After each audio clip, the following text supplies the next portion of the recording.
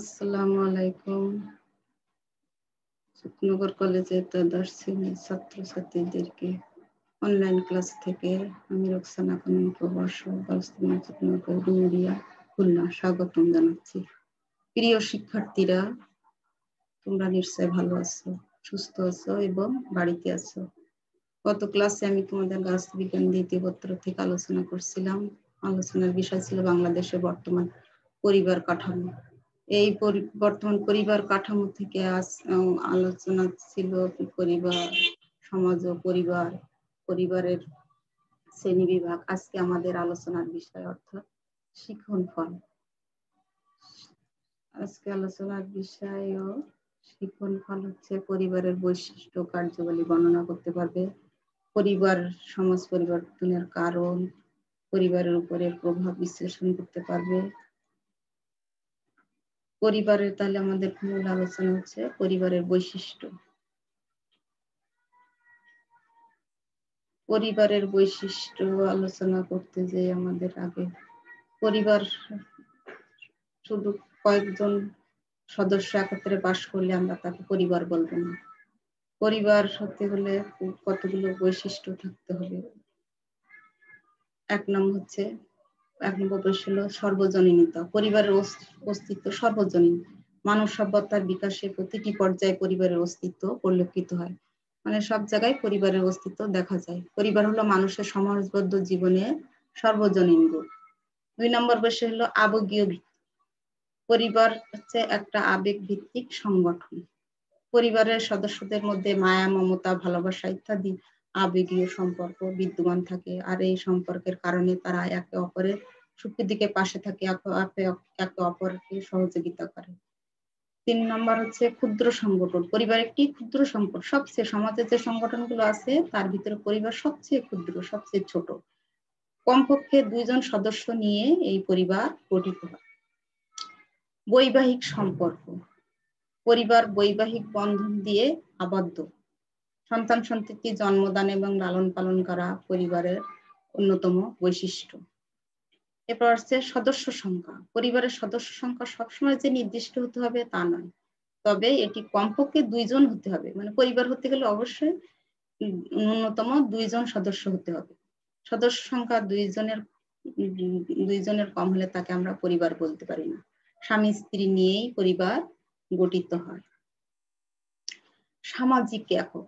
পরিবার সমাজের একক, আর সমাজ হচ্ছে বহু পরিবারের সমষ্টি। মানে অনেকগুলো পরিবার মিলেই হচ্ছে সমাজ সৃষ্টি হয়। নৈতিক মূল্যবোধ। স্নেহ, মায়া, মমতা, ভালোবাসা, শ্রদ্ধাবোধ এবং নৈতিক মূল্যবোধ ও নির্মল চরিত্র গঠন পরিবারের অন্যতম ভিত্তি। মানে পরিবার থেকেই এই স্নেহ, মায়া, মমতা, ভালোবাসা, শ্রদ্ধাবোধ, এই নৈতিক মূল্যবোধ গুলো গড়ে ওঠে। বংশ রক্ষা করা। বংশ রক্ষা করার জন্য মানুষ বিবাহ বন্ধনে আবদ্ধ হয় এবং পরিবার গঠন করে। এটাও পরিবারের বৈশিষ্ট্য। নির্দিষ্ট বাসস্থান। পরিবারের অন্যতম বৈশিষ্ট্য হলো নির্দিষ্ট বাসস্থান। মানে পরিবার হতে গেলে তার একটা নির্দিষ্ট বাসস্থান থাকতে হবে। পরিবারের সদস্যদের নিয়ে এই নির্দিষ্ট বাসস্থান গড়ে তোলা হয়। পরিবারের সদস্যরা কাজ শেষে এই বাসস্থানে এখানে এসে মিলিত হয়। পারস্পরিক বিশ্বাস ও নির্ভরশীলতা। আর একটা বৈশিষ্ট্য পারস্পরিক বিশ্বাস ও নির্ভরশীলতা। পরিবারের অন্যতম গুরুত্বপূর্ণ বৈশিষ্ট্য হলো পারস্পরিক বিশ্বাস ও নির্ভরশীলতা। পারস্পরিক বিশ্বাস ও যত গভীর হবে পরিবার বন্ধন তত দৃঢ় হবে। মানে পরিবার সদস্যদের মধ্যে একে অপরের প্রতি যত বিশ্বাস যত গভীর হবে তাদের পারিবারিক বন্ধন তত দৃঢ়, তত মজবুত হবে। ধর্মীয় বিশ্বাস। পরিবারের সদস্যদের মধ্যে নির্দিষ্ট ধর্মীয় বিশ্বাস বিরাজ করে।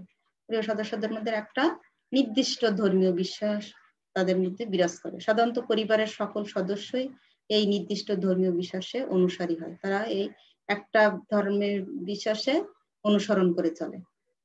অর্থনৈতিক একক। প্রতিটি পরিবারের একটি অর্থনৈতিক একক হিসাবে কাজ করে। প্রতিটি পরিবারের আয় ও ভোগের নির্দিষ্ট কতগুলো খাত থাকে। এরপর আমরা এতক্ষণ পরিবারের বৈশিষ্ট্য নিয়ে আলোচনা করলাম। মানে একটা পরিবার হতে হলে এই বৈশিষ্ট্যগুলো অবশ্যই থাকতে হবে।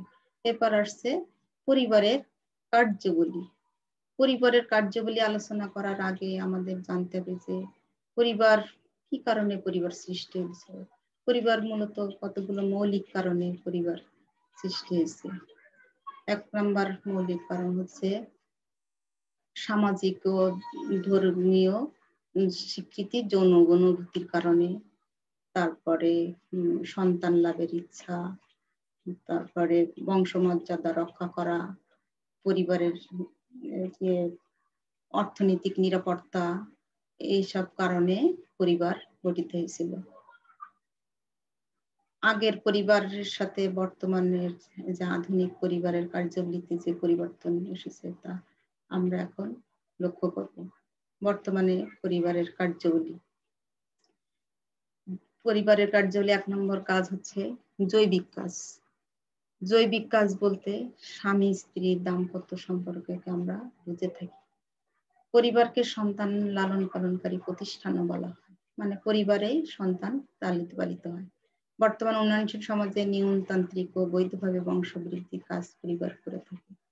তাহলে নিয়মতান্ত্রিক মানে নিয়ম অনুযায়ী এবং বৈধভাবে বংশবৃদ্ধির এই কাজ পরিবার করে থাকে, আর এইটাই হচ্ছে জৈবিক কাজের মধ্যে অন্তর্ভুক্ত। এরপরে হচ্ছে শিক্ষাদান কাজ। শিশুর প্রাথমিক শিক্ষা শুরু হয় হলো পরিবার, মানে পরিবার থেকে শিশু প্রথমে শেখে তার মায়ের কাছ থেকে। পরিবারের মাধ্যমে তারা যে শিক্ষা লাভ করে ভবিষ্যতে তাদের আচার আচরণ তা প্রতিফলন ঘটে। সন্তানদের শিক্ষাদান ও পরিবারের একটা কাজ। পরিবার থেকে সন্তানেরা নীতিবোধ শিক্ষা পায়, তারপরে পরিবারের হচ্ছে বিদ্যালয়ে ভর্তি করা, পরিবারের সদস্যরা তাদের বাড়িতে লেখাপড়ার দেখাশোনা করা ইত্যাদি কাজ পরিবার করে থাকে। এরপর হচ্ছে মনস্তাত্ত্বিক কাজ। সন্তানের লালন পালন পরিবারের মনস্তাত্ত্বিক কাজের মধ্যে পড়ে।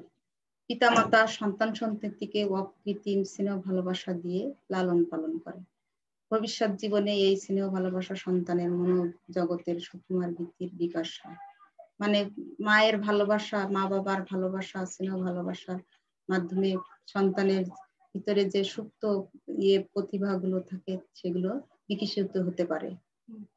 কিন্তু মা বাবার ভালোবাসা বঞ্চিত সন্তানেরা মানসিক এবং ব্যক্তিত্ব বিকাশে তাদের ব্যাহত হয়।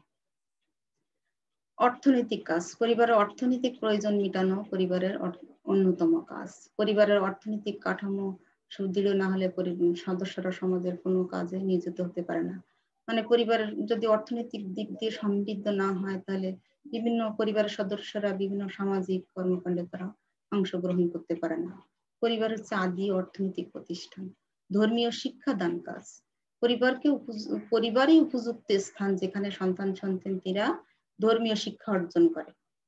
ধর্মই মানুষকে কি করে নীতিবান, সৎ ও আদর্শবান করে গড়ে তোলে। ধর্মই মানুষকে নীতিবান হতে শেখায়, সৎ ও আদর্শবান করে গড়ে তোলে। ধর্মই ব্যক্তির লোভ লালসাকে নিয়ন্ত্রণ করে এবং চরিত্র গঠনে বিশেষ ভূমিকা রাখে। এরপর হচ্ছে রাজনৈতিক কাজ। পরিবারের অন্যতম কাজ সন্তানদেরকে উপযুক্ত নাগরিক হিসেবে গড়ে তোলা। পরিবারের গণ্ডিতে সন্তান সন্ততি নেতৃত্ব, দায়িত্ব, কর্তব্য, নিয়ম শৃঙ্খলা ইত্যাদি বিষয়ে শিক্ষা লাভ করে। পরিবার থেকে তার সদস্যদের প্রতি কি কি দায়িত্ব আছে এবং তার কি কর্তব্য আছে সে শিক্ষা পেয়ে থাকে এবং বাবা মার ও বড়দের প্রতি শ্রদ্ধা বোধ থেকে সে আইনের প্রতি সম্মান প্রদর্শন করতে শেখে। এরপর আসছে সামাজিক কাজ। পরিবারের গুরুত্বপূর্ণ কাজ হচ্ছে শিশুকে সমাজের চাহিদা প্রত্যাশা অনুযায়ী আচার আচরণ করা শিক্ষা দেওয়া। শিশু সামাজিক আচার আচরণ, রীতিনীতি, আদব কায়দা প্রভৃতি শিক্ষা পরিবার থেকে লাভ করে থাকে।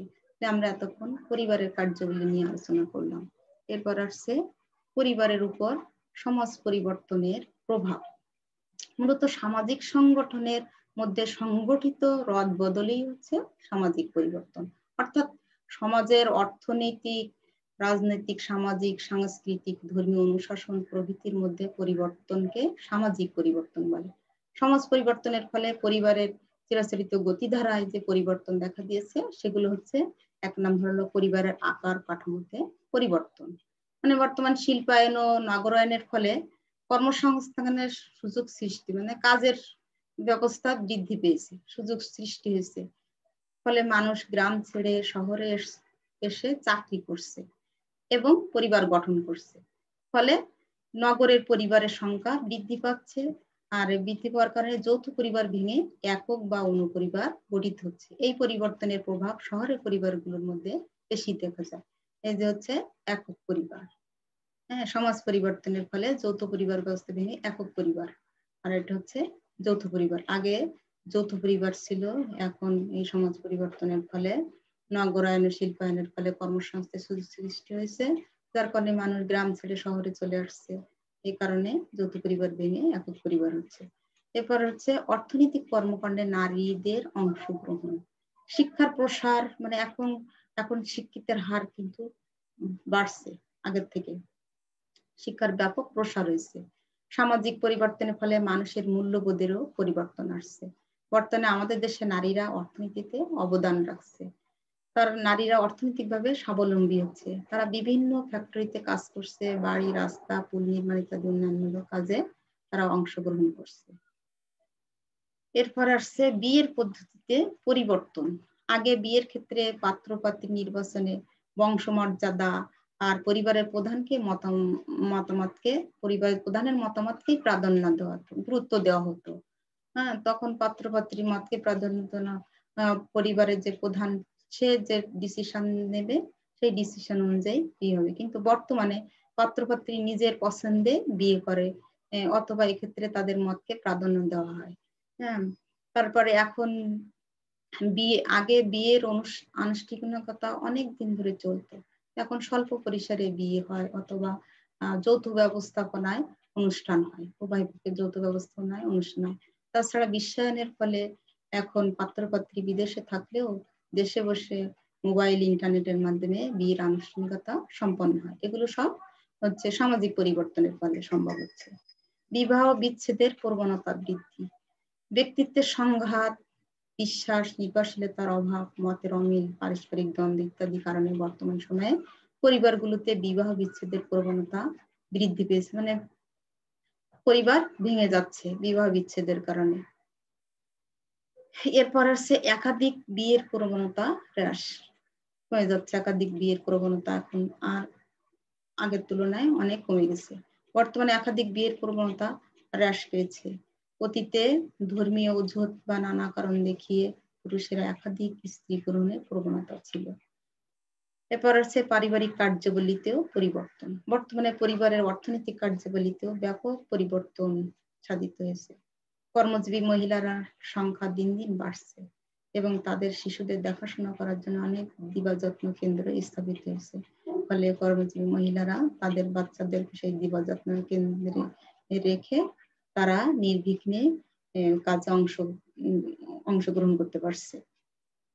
আবাসন পরিকল্পনায় পরিবর্তন, আবাসন পরিকল্পনার ক্ষেত্রেও পরিবর্তন লক্ষণীয়। এখন সামর্থ্যের মধ্যে থাকলেও বাড়ি তৈরিতে, ফ্ল্যাটে বাস করতে অনেকে নিঝঞ্ঝাট ও স্বাচ্ছন্দ্য বোধ করছে, কারণ এখন বাড়ি তৈরি করা অনেক ঝামেলা, অনেক সময়ের ব্যাপার। অনেকে দেখা যায় যে পরিবারে দেখাশোনা করার লোক থাকে না, সে হয়তো চাকরিজীবী থাকে, তার পক্ষে বাড়ি করা, একার পক্ষে বাড়ি করা সম্ভব হয় না। এজন্য ফ্ল্যাটে বাস করতে তারা বেশি স্বাচ্ছন্দ্য বোধ করে। ঘরের আসবাবপত্র পরিবর্তন এসেছে। আধুনিক স্টাইলের sofa, dining table, dinner set, রান্নাঘরের দ্রব্য সামগ্রী গৃহকর্ম জীবনযাত্রাকে আধুনিক ও সহজতর করেছে। পারিবারিক মূল্যবোধের পরিবর্তন, শিক্ষার প্রসার ও সামাজিক পরিবর্তনের ফলে পারিবারিক প্রথা, আচার আচরণ ও মূল্যবোধের পরিবর্তন এসেছে। কি পরিবর্তন এসেছে? যে যৌতুক প্রথা, তারপরে বহু বিবাহ ইত্যাদি সামাজিক সমস্যা অনেক অংশে হ্রাস পেয়েছে। তাছাড়া সমাজ থেকে অনেক কুসংস্কারও দূরীভূত হয়েছে।